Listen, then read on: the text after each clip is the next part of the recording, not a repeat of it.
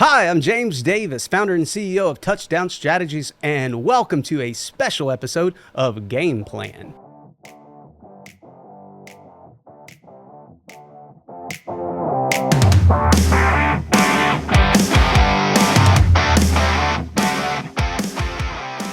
Today we're broadcasting from Doha, Qatar. This has been a tremendous experience, and I have a special guest with me, Arshad Hasan, founder and CEO of Convey Communications. Arshad and I have been mixing it up quite a bit this week, segment after segment throughout this election, giving insights and analysis while polling was coming in and even before then. And then also the impact of the election. What is that, how is that going to impact the world? What does it look like for America moving forward? So we've done that.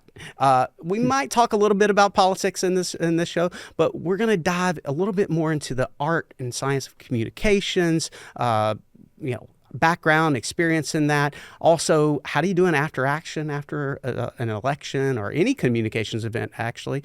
We're just going to have a great conversation. So, Arshad, I know I did a horrible introduction because you have such incredible bona fides and experience. Look, we come from different perspectives a bit on some issues, but we also have a lot in common. And I appreciated all the dialogue that we've had this week and getting to know you much better. It's just Tell folks a little bit about your background. How did you get into communications? Well, it's been a wild ride. I didn't actually intend to do communications. That wasn't my start, and that wasn't actually my training to begin with. But I started 20 years ago. I started doing movement work, issue advocacy work first, then moved into electoral politics. I've gone back and forth a little bit, and I feel like my work has been to meld the best of the two different perspectives. But I think my start into the political side of my work actually started with Howard Dean almost 20 years ago, just shortly after that scream, in fact. Which that's a communications moment right there. Well, he had a digital apparatus that was quite powerful at the time. He had the first digital apparatus. He basically his campaign anyway. I thought Al Gore invented the internet. Never mind. We can move well, he on. might have invented the internet. We invented all those annoying emails you got asking for money. So you can thank me for that one. Well, did you also, are you responsible for all the text messages that I get? I don't get too many from you guys, but man, if we could come up with a solution, the single source solution just to get rid of it, so we don't get 50, because when you hit stop and you want to end your opt out of those text messages, you're on 50 other lists and you just get anyway. That's a whole nother thing. Go ahead. Well, so that's the new generation, but at the time we were I don't want to say radicals, but a little bit, yeah, absolutely. Howard Dean isn't the leftist everyone thinks he is. But he is a brilliant man, and he likes to shake things up, and he doesn't always take the typical assumptions you would normally take, which is how we innovated all the way back in 2004, which is how we innovated so much back then. So that was great. He started an organization after his presidential campaign kind of went down, and I had to be part of that, so I became the training director. Later became the executive director. At age 26, running a multi-million-dollar PAC, that was something. That's impressive. Yeah, and I learned a lot. I was the ED there for about 6 years, and then the little bit of that communications, the necessity to be able to communicate started really coming in. And maybe that's kind of the first moment in the through line for the communications aspect of my career. I realized if you're going to lead a national organization, you've got to be able to communicate with a broad audience, not just your members, not just your donors, but the audience at large. That realization came more of an accident than a strategic plan. Wow. We had a little bit of a falling out with our founder, Howard Dean, the man who got me where I was. And we took that falling out a bit public. And what ended up happening is Howard had, he just kind of talks. Well, after he was done being the chair of the DNC, he kind of came back to us. And it's not full time, but he do some fundraising for us. We gave him an office and an assistant and everything. And he got into a bit of a kerfuffle. Back in the day, there was a controversy over Park 51. If you remember this, it was an Islamic center about 6 blocks away from Ground Zero in New York City. And my organization, Democracy for America, we don't work on First Amendment or freedom of religion issues. Work on a lot of things, but it's not really come up. Well, that controversy had Republicans going, it had some Democrats going, and Howard Dean went on some tiny little podcast. And he'd said, maybe the Muslims need to like back off. Maybe they can just find somewhere else to worship. I didn't like that. And it riled up a lot of progressives. It riled up our base. Mm-hmm. Our organization wasn't funded by big, wealthy donors. It's funded by small dollar donors. All those emails that used to work as a fundraising strategy, by the way. And a lot of our members got angry, but I was furious. We didn't mention this, but my family is Muslim. I'm not, but my family is.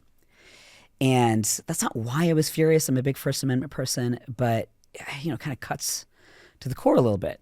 If you've ever had somebody tell you your parents where they can and cannot worship, you're going to feel away.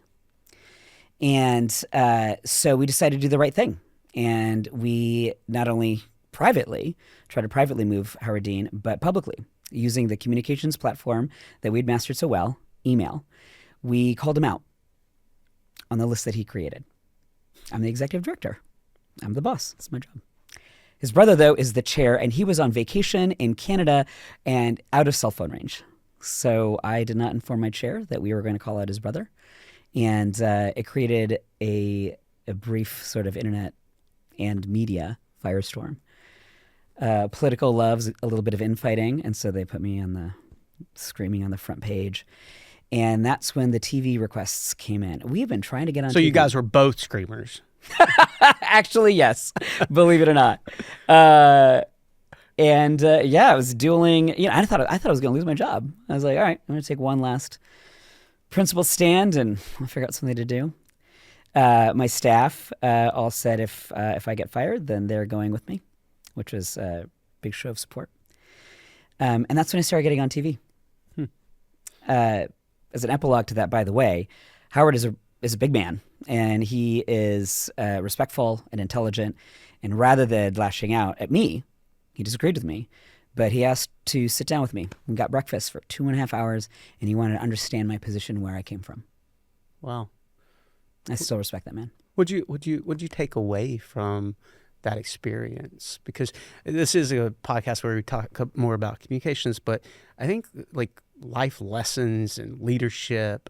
What do you think you might have done differently if you had it to do over again? And then what did you learn just from the whole process? I mean, if I could wave a wand and go back in time, I would have done media training before. But that's not really possible. The thing that I learned the most out of that was that when you speak your truth, it's often the right thing. Not just because it's the right thing, but it's often not just the principled stand, but also it is good for you. For me, it helped build my brand. It also created a bond of trust between us and our members. Again, we're member funded. All those people who get those emails, they click. And when they were riled up and in arms, they needed to hear that we ourselves were principled, and that we could call out the person who said something wrong, even if it's inconvenient to us. For me, I thought I would have lost my job. I didn't actually know that Howard Dean would end up still respecting me, and maybe even more after that moment. But at the time, I thought that this would be the last thing I do. And I thought that, well, this is a good run of a couple of years. Maybe I was never meant to be an executive director and whatnot. But actually, it ended up being good for the organization. We made good news doing the right thing. And that has stayed with me. That's a powerful moment. So just deciding to stand on principle is like, that's formative for you in that moment. I can appreciate that. And what I really love is that, kind of the idea that doing the right thing, even if it is a little bit inconvenient, like the impact that has on you and the growth that you have on it. I started my communications career not in a traditional way either. I didn't go to J school or mass media. I actually was waiting tables, paying my way through college in Georgia, about 45 minutes away from where I was going to school. I was called in to work on a day that I wasn't even supposed to work. The boss said, "Hey, can you come in? Everyone else is out, but you had said that you couldn't come today, and you had taken off, so you're under no obligation." But I decided to do it anyway. I told my then girlfriend, canceled plans, went into work. And if you've ever worked in the restaurant industry, like I was in the weeds, that's what they call it. And that means I was like pulling my hair out basically because I had too many guests and I couldn't keep up with orders or whatever. And you've seen me try to get my passport out of the bag. I mean, I'm like just rummaging around in there. I've got papers everywhere. It's like organized chaos. And I say organized just to, kind of tamp down the chaos. But so I was running around and I was just trying to be cordial and polite. And the gentleman asked me, he was like, "Hey, so what are you going to school? Are you a student?" And I said, "Oh yeah, when I leave here, I got to work on a research paper." It was like a history paper. And the next thing I know, he's asking me about what it is, all these things. And before the end of the meal, I thought, he's a nice guy. He says, "Will you mail me a copy of that paper when you finish it?" And I'm thinking, I don't know this guy. It's a random person. Yeah. I'm like, sure, why not? He hands me his card, and he had his address, his home address, scribbled on the back. On the front, it said Assistant Secretary of Defense. He said, "Don't mail it to the Pentagon, mail it to my home address." And so, that led to ultimately him calling me. I snail mailed the paper. For the young people who might be listening, that's like when you put it in a mailbox with with a stamp and all that. And I mailed it, and he called me up and offered me a job. Said, "I talked to Secretary Rumsfeld. We need some help researching and writing. You're a great writer, great researcher." And so I went and worked in the Legislative Affairs Office. And then I noticed that the Public Affairs Office were saying things that didn't necessarily match what we said our legislative priorities were, and I ultimately wound up moving over and doing more crisis communications for things like Iraq, Afghanistan, Guantanamo, all the real fun stuff that we dealt with in the Pentagon at that time. So that's how I got started. So it's always interesting. I thought my life was going to go a different direction, and it wound up coming into the world of communications marketing. That's right. So here we are. I had even though I've worked a ton with folks from the Middle East, given my time in the Pentagon and obviously the conflicts that we were engaged in during that time, I have never been to Qatar, and I've never been to Doha, and so I wasn't really sure what to expect. What do I pack? What's it going to be like? What are the customs? And, so I'm doing all of my research and whatnot and to get ready. How about you? I mean, what was your thought? What did you think it was going to be? Well, okay, so I didn't know either, and I was asking some of these same basic questions, do people wear shorts out and about in public? It is 90 degrees in really November. I'm from Vermont, so this is a lot for me right now. Originally from North Dakota, live in Vermont. The cold doesn't bother me, but this heat is a lot. But so I had asked these questions. I have a little context. My parents are from Bangladesh, and I've been back and forth there, which is kind of how I knew to ask a question about shorts. My mom, I remember wearing shorts in Bangladesh. She's like, "You can't go out in that." And I'm like, "Out in what? It's hot. It's so hot out." So that was considered too informal for public. So I asked those kind of questions. Other than that, though, I didn't really have a lot of context. I did my research a little bit. I know what it's like to live in a Muslim country, Bangladesh, but Bangladesh is Muslim secular. It's not. It's everywhere in society, but I didn't know how much of the part of society was going to be here. So my questions were about that. The other things. So, for example, I'm gay and I'm single, but I also know that this is a country that is, you have to be very careful about the expression of that kind of thing. So I was like, all right, good to know, good to ask about. So those are some of the things I didn't really know to expect. I had to do some research. But once I've come here, I've really found, this is a lovely country. The building, gorgeous. There's so much food. One of the things that I was so taken aback by, surprised, impressed, is how diverse Qatar is as a country.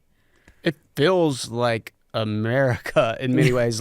I think I have more, there are more Muslims when I go to the Tyson's Corner Mall than here, because truly 85% of the population here are from all over the globe, Yeah. right? Like I've met, someone from Colombia, folks from one of the guys I was talking to was from Vegas, and another guy from New York, and I'm like, how does life, kind of happen where you make these big decisions, these big moves? But it has been an interesting experience. It's not at all what I expected. I appreciate really the opportunity Al Jazeera English has given us to come here. Obviously it's nice to fly business class. Oh yeah, that was really nice. If you're coming this it's a long far, flight though. Get in business class, please. Do yourself the favor. No, it's been good, and it's been a great experience.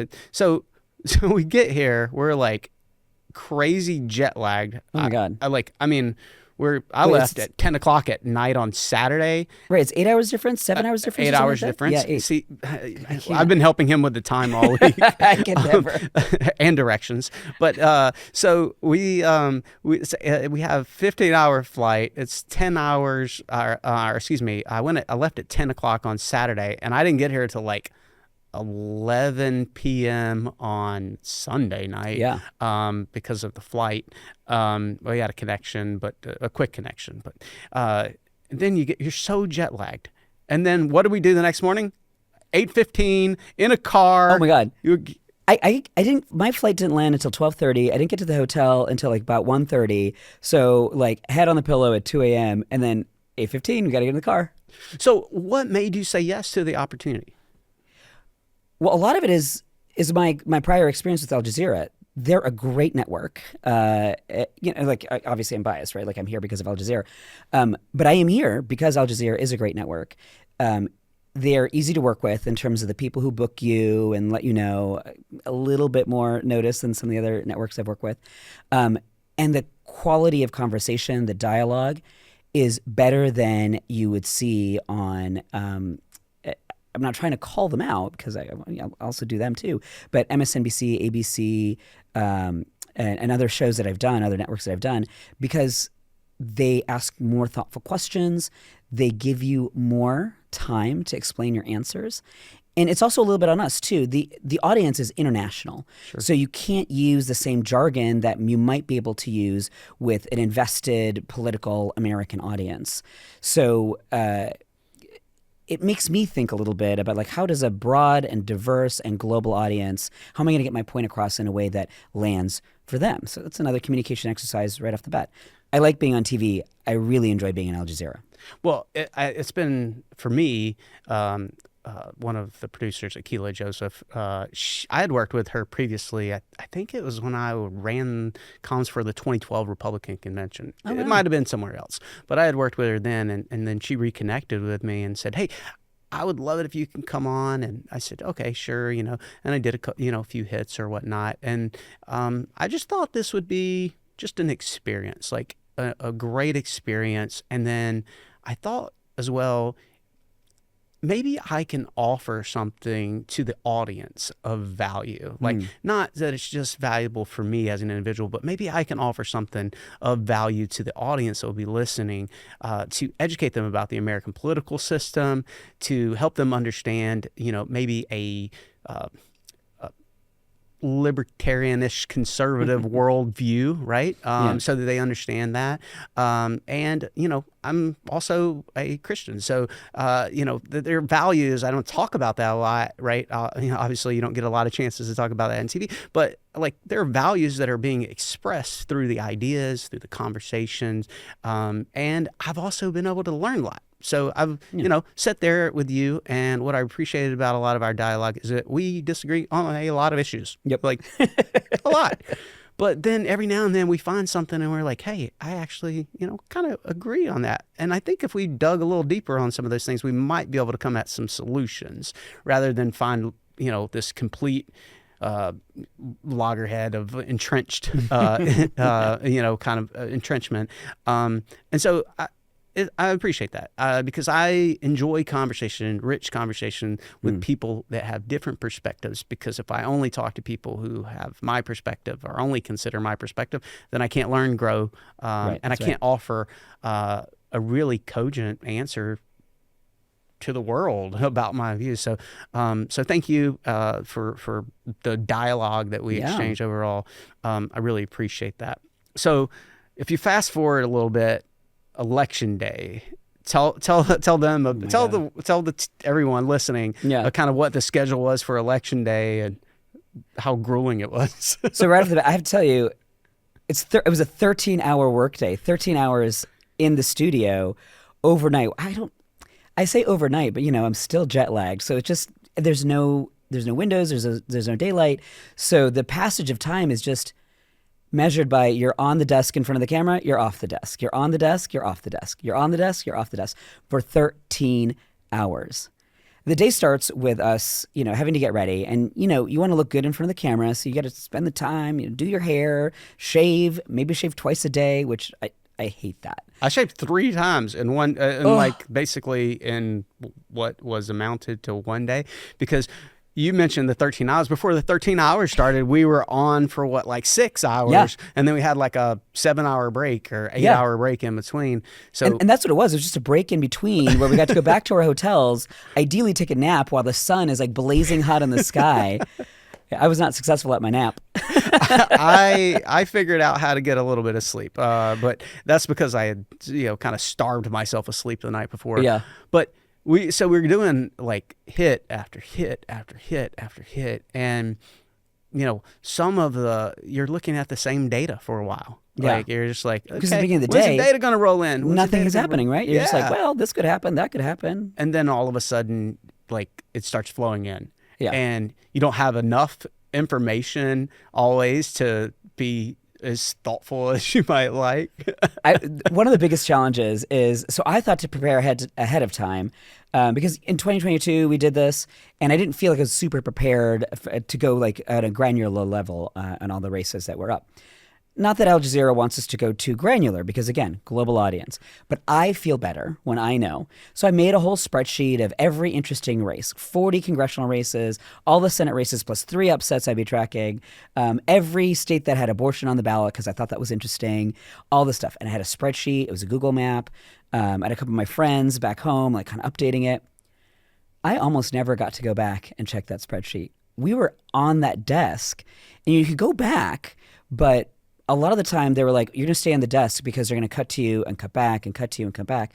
So when things started moving quickly, right? Because it was nothing, a little bit, and then everything starts happening. I kind of wanted my spreadsheet to be there, to be my like security blanket to let me know everything that's happening. But instead we were at the desk. We couldn't like pop a laptop up and look at that while we were, while the camera's in our face. It makes it challenging because you have to be really quick on your feet to react in real time to things that are going on, and you don't want to be too bombastic in what you're saying or too over the top or too self-assured because you don't have the data to back it all up. I mean, we did have some data in front of us and with the screens and whatnot, and we could certainly hear some data coming in from the Al Jazeera data team, which are great, by the way. Cyril is amazing. Oh my God. What a great guy. He's great. I mean, he's basically the guy who's like doing the magic wall, so to speak. Right. Like for people who obviously probably didn't see the show, he's basically Al Jazeera's version of Steve Kornacki, who, like any data geek has like a little bit of a crush on Steve Kornacki because he's just going and putting all this stuff up. So I was like, oh, well, it's cool. Like, we're not going to have anything like that. And Cyril is up there and he is also working 13 hours. He's working as long as we are, but he's on his feet and he's going back. He got more hits than we did. He was on his feet going back and forth, showing everyone and explaining to an international audience our kooky little electoral college and how that's working. I'm really impressed by him. Yeah, no, I thought it was great, and honestly, all the staff, they were fantastic. Yeah. I'm really proud about the coverage that was put together overall, and I'm glad I could be a part of it and contribute to it because I think it was really good. And the journalists were incredibly fair with the questions they asked. Occasionally I might feel like, oh, that one hits me a little bit more, or vice versa. I might say, oh, well, that one hits you a little bit more. But overall, I thought the questions were extremely fair. Everything was, just about gathering information. Yeah. And they gave us ample time to really get out the answers we want. And they also asked us for feedback, like, oh yeah, hey, how do you help us? And so it was good for us to be able to help them anticipate some of the topics. Yeah, so they were asking us like, hey, so what's interesting to you that's happening? We can talk about that next. Yeah. Which you don't often get, right? Like, so in a lot of news shows, they're making their decisions about what to talk about, even what to ask, and then they'll find their guests, right? Yeah. So they had booked us months in advance. They found us, and then they were trying to creatively kind of figure out like what are the kind of questions we want to ask. They did do a lot of that, but to be part of that process in real time, for them to ask us like, all right, so what are you seeing? What's interesting? What should we talk about next? It felt like, I don't know, it felt like being part of the team more than just like, hey, we're going to pop this guy up for some quick hits, get a soundbite, and move on. Instead, it really felt like just part of the team. They were. I think that really worked out, and kudos to Gordon and literally the whole team. They ran an amazing show. Really fantastic. So let's move on just a little bit, because I did want to unpack that, because to give people a little bit of insight of maybe why I wasn't answering your emails or like why I was emailing you or texting you at 2:00 in the morning. It's because I forgot how far away we were and the time zone differences. So, Monica, I'm really sorry. Monica's our operations manager. She was putting up with text messages from me. So, thank you for your forgiveness, Monica. But I want to move on a little bit. So you get these results. They came in a lot faster than I expected. We were expecting at least a week. I thought it was going to take at least, like minimum a few days to get this thing done. But the Trump campaign they overperformed the polls. And the votes were tallied in a very quick manner, which I think is great for democracy and building a confidence of the electoral system. Absolutely. Shout out to the state and local officials whose job it is to run in a amazingly decentralized way, an election with 150 million voters. Congrats to them. You know what I like about people say, oh, it's so decentralized, but when it's decentralized, you have you have multiple points of failure, which could happen, right? But you don't have a singular point of failure for everything, which would, we saw Russian bomb attempts, hoaxes and stuff in Georgia, and Georgia had some challenges in previous election. And then they had these bomb attempts, 38 of them, across the state, and they still got out their vote count pretty fast. And so kudos to the state officials there. There are probably some lessons learned that other states can pick from it. But I know every state had their own kind of process, and but it'd be great to do some lessons learned from all of them. Anyway, so the results come in. Trump wins. It looks like he, was going to win the Senate. It looks like he's going to win the House. And all of a sudden, now you're adjusting talking points in real time to react. I'm adjusting talking points in real time. What's kind of going through your head, and how do you process it? Well, this is where I was feeling that that sort of, oh man, I wish I had my laptop in front of me, because I kind of did a little bit of scenario planning on that. But, it's stuff that I worked out in my head and put it into the laptop. So I'm just going to work it out in my head again, but then have it in I had a little notepad. I saw you had a couple, piece of paper you write notes on, which I don't know what I would do without that. I didn't get to most of the things I was writing, of course. But I got ink all over the desk. You did. That's what we're trying to get out of. That desk, it's white. Pristine white desk, which I think I ruined. I think they're going to take the money they pay me to come here and to do this. They're going to take it back out of me. So I had to think about things pretty quickly. And, in speaking training and media training, which is what I do at my company, one of the things we tell people is prepare. You don't want to do things last minute. Even if you think you're good at it, it's just much better if you prepare. Well, here I am. I've done some preparation. It is in another room, which I cannot access. And bright lights, cameras, everything is going. You have to lean on your other skills, right? I want to say this. No, that's a tirade. Don't do that. Say this quickly. Do this concisely. Be comfortable with the fact that you've prepared 7 things to say and you get to say one of them. so it was a lot of leaning on my training to figure out like, okay, what I'm going to say, I want to be thoughtful. This isn't the kind of place where you're incentivized to be bombastic. That's not the kind of coverage, not the kind of show that they want to put on, which I appreciate. So, I'm thinking through what I can incorporate from the information that's coming in, what I know from 20 years of working in politics, and what I can actually get out in a way that is camera friendly. Yeah, because it would be easy to go down a rabbit hole and lose the point. So we like to coach people in our media training to got to get the headline out first, right? Like, what is that key, phrase that you're going to then build everything from? So you get your headline, and we want some proof points to substantiate that headline.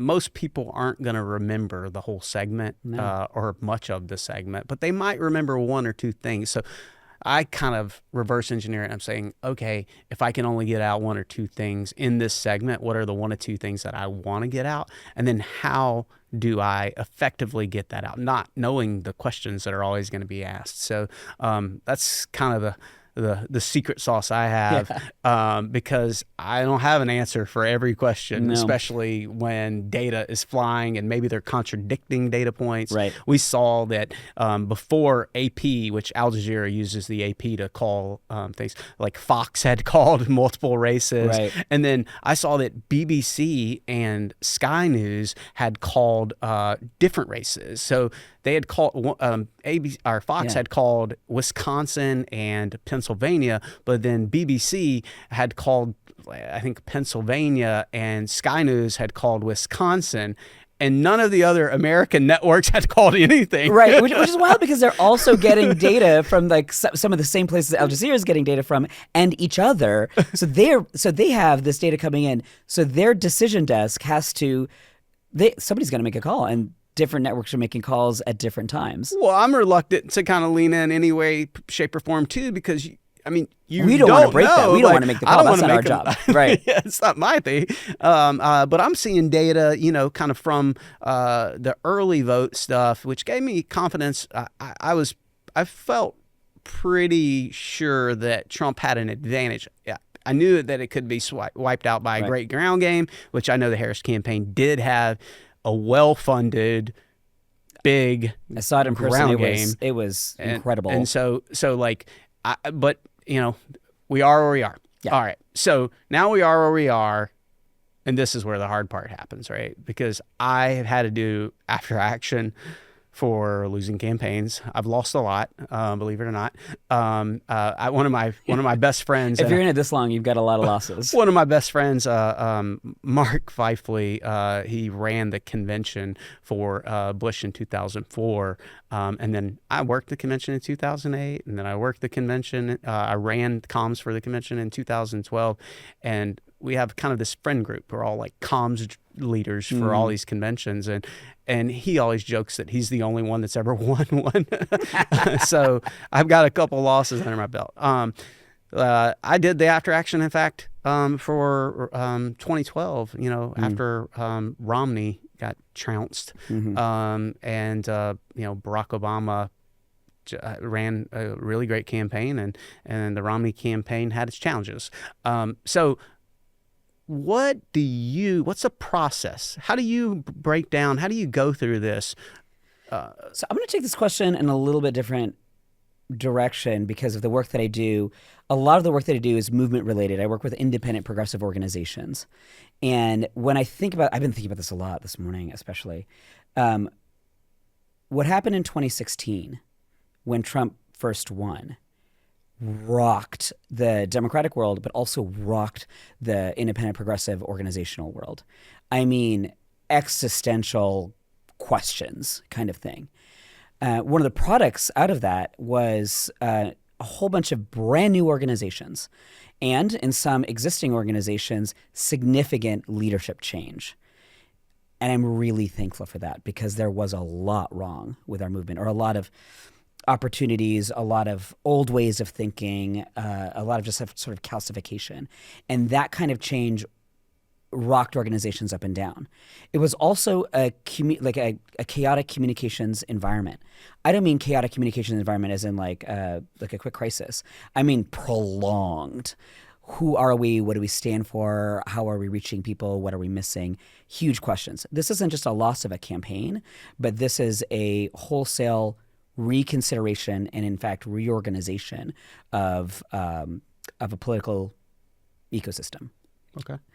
And a lot of decisions were just made and people ran with it. So, and it sort of stuck in the media.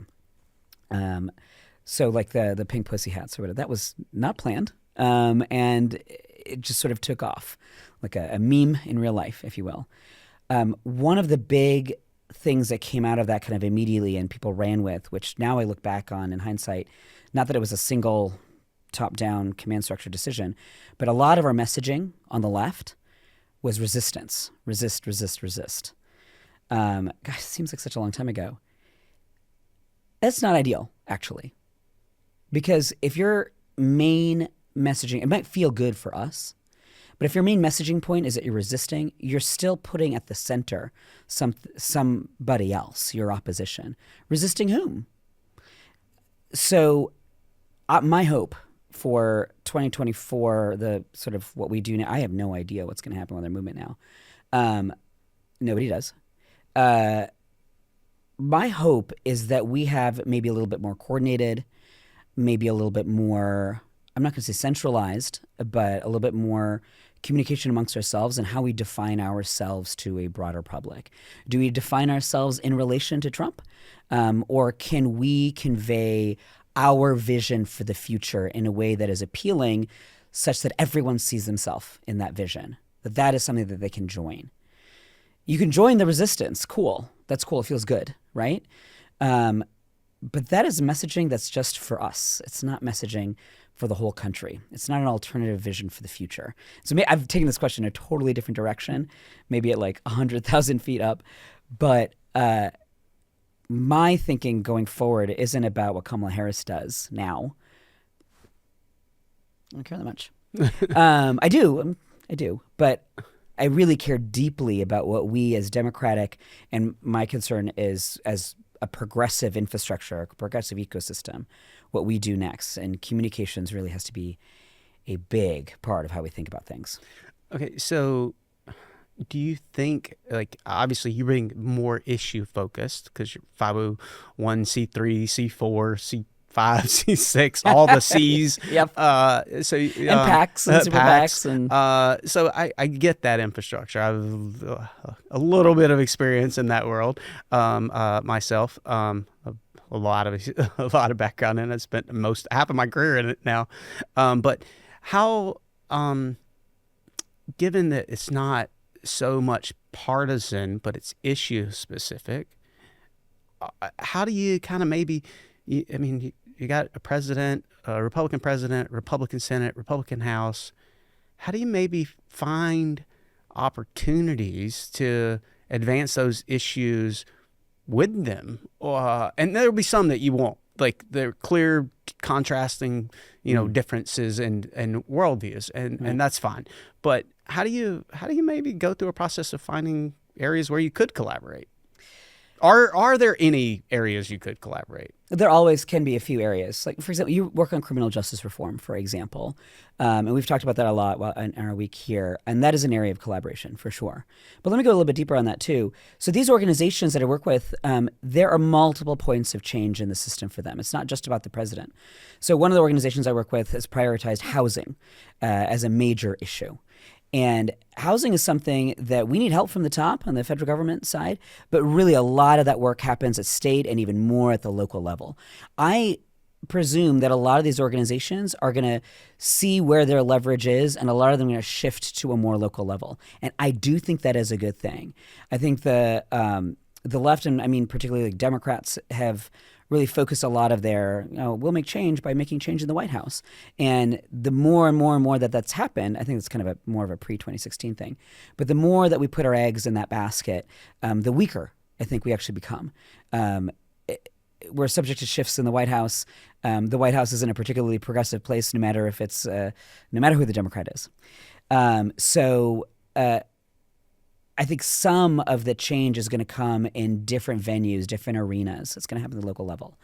some of what we're going to do is we actually have to think about not just about issues, but how much power we bring to bear to make any change on those issues, right? So if we don't have the biggest lobbying arm, and we won't, if we don't have, it's clear that we don't have the most voters, we've really got to work on how we reach out to people on a really basic level. What are the interests? What are the aspirations and values that we're speaking to? So there's like a deep question there that we've got to ask ourselves. But there's also an issue question, right? Like maybe the reason I'm working with this group is they're an awesome group, but housing is one of the most important issue. It's at the root of all of the issues we actually want to work on. So we've actually got to talk about that and make that cool, make that hip, make voters actually feel passionate about it enough to ask their politicians what they're doing. Well, housing prices have soared just tremendously, and I think that there are, potentially like a lot of innovative approaches to how we can solve these. And, and certainly government has a role that they can play. But I think there's more innovation than that could happen outside of government in industry and through civil society. Like I see the role in government as there are a lot of red tape barriers for building and construction and permitting. And some of those may be fine and reasonable, and some of those may need to be revisited. They may be actual barriers. That one, by the way. So how do we like untangle some of these red tape to actually build and to build, more efficiently so that houses are more affordable? Yeah, right. Some of the groups that I work with, a lot of that red tape is meant to be restrictive, is for the purpose of restricting. Now, when I see regulation that is, like, hey, there's a fire code. No, that's really good because houses don't burn down so much anymore, right? Like that is a very good thing. Our firefighters don't have a lot to do when it comes to fires, and that is a win. That's a victory. We don't want people building houses with asbestos or things like that, right? Like that makes sense. But regulations that are specifically, intentionally, explicitly meant to restrict who can live where. I'm not talking about redlining and this kind of stuff that we do have a lot of work to do to deal with the ramifications of that over time. But for example, some of these groups will work on you can't build anything but single-family housing in vast swaths of an entire town, right? Which, as these towns sort of stack up in rings and rings and rings across suburbs, the person who waits tables like you did when you were a kid has to drive 45 minutes to get from their apartment, which can't go up anywhere except for 45 minutes away from the nice restaurant that they might want to work at. That makes no sense. It is a restriction that doesn't need to be there and is bad. So I think industry, I've seen just tremendous opportunities there. There's a company, Icon, and they're 3D printing houses now that look amazing. That's fascinating. And they're doing affordable housing in with 3D printing. And they're just, I'd encourage you, go look up Icon housing, 3D printing. I think I've heard this because they put up houses fast. Too. Yeah, they're like really, really solid structures, concrete, and they did a massive project down in Texas. There's still a lot that we can do to like make this better, right? Like it's just the first generation of that kind of technology, maybe the second generation, but like it's quite amazing. Like, I mean, I've seen the models, and it's a place that I would feel comfortable living in. And so it's great. There's also a company that we talked to you a little bit about it. A company that we're doing a little work with called EquiShare, and they really are a platform that brings investors, companies or employers and employees together. If you have a firefighter, as you mentioned, or a nurse or a doctor or a teacher, you kind of want them living close to the communities that they're serving. But unfortunately, with the explosive, house prices, like hard for some of those people to find suitable houses in that community. And so how do you help them with ownership and pursuing ownership. And so they have like kind of a shared kind of ownership model, which is really, really cool. It's like an employee benefit, it's an investor benefit, and it ultimately benefits the homeowner and the community. So I love ideas like that really prop up mutual benefit. So it's not like I win, you lose kind of models. So that's really cool. But anyway, that's just the housing world. I just want you to consider other ideas since you're really deep in that. I guess we probably need to wrap it up soon here. Any kind of last observations or last thoughts on where we go from here? America is tremendously divided, or it appears that America is divided. I mean, certainly if you look at the map, it looks like it. If you look at the vote totals, it looks like it. And certainly there are areas where we're going to be divided. But I think the conversations we've had throughout the week show that we can work together. We can talk together. We can do these kind of dialogue, and we can come away fine. Like, I mean, you and I can come away, we can have, a beer or a glass of wine or whatever. And it can have a good constructive dialogue. So I'm hopeful that that's where we go. But I wanted to kind of give you. Well, I'm going to sound like a politician when I say this, but it's true. And I'm actually glad politicians say this, that we have more in common than we have that separates us. And because that is true, what I'd really like to see our leaders do is talk more about the values that we have in common and talk less about the groups of people that we're going to divide off from each other. Identities are important and valuable. My identity is important and valuable to me. It makes me distinct and unique, and I draw strength from it. But using those identities to divide us against each other is part of what creates this kind of division. I think if we talk on a level where we can celebrate ourselves, or all in the ways that we're different, but where we also recognize that what we have in common is those values. I think we all want safety. We all want a chance at opportunity and prosperity. We all want to live in a place and love who we want to love. All those things everyone has in common. If we start there, I think we can, move the dialogue back a little bit. I will always stand up for people and myself who are under attack because of their identity or because of whatever.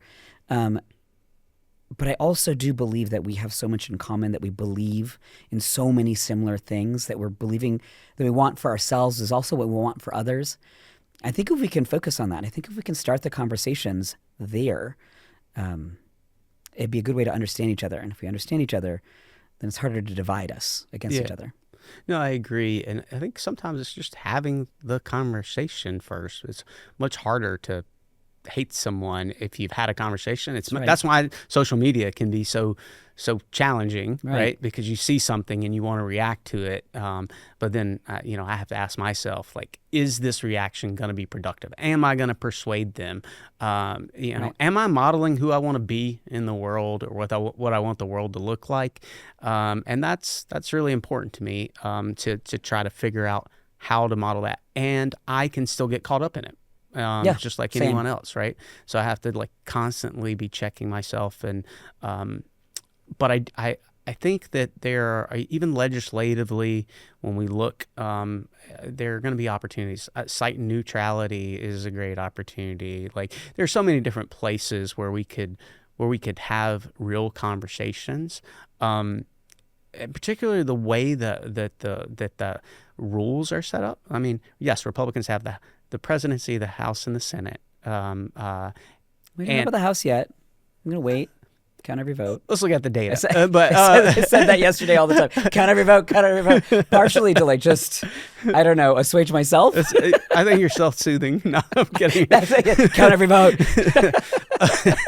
But the reality is, in order to get meaningful legislation passed, you got to get 60 votes in the Senate. You have a filibuster in place. I know that some have asked to remove the filibuster. I would encourage, I hope that Republicans don't remove the filibuster. I hope you speak up when they try to. I will. I've been consistent on the filibuster thing, and Republicans have been fairly consistent of not removing the filibuster. I hope they stay consistent on not removing the filibuster.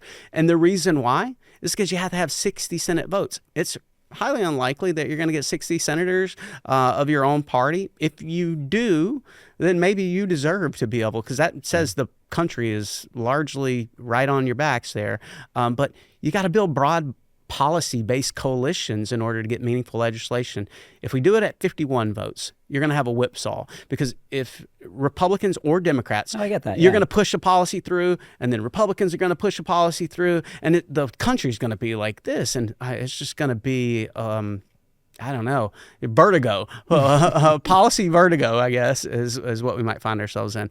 So I'm encouraged, and I think that there's an opportunity here to really work on some meaningful policies together. I'm committed to working across the aisle as much as I can, and I hope to build coalitions with Republicans and Democrats to do that. So thank you so much for the civil dialogue. Thank you for joining Game Plan. Thank you for inviting me. There you go, guys. Arshad Hasan, founder and CEO of Convey Communications. Thank you for tuning in to Game Plan. I hope you enjoy the episode. Like, share, and come back for more.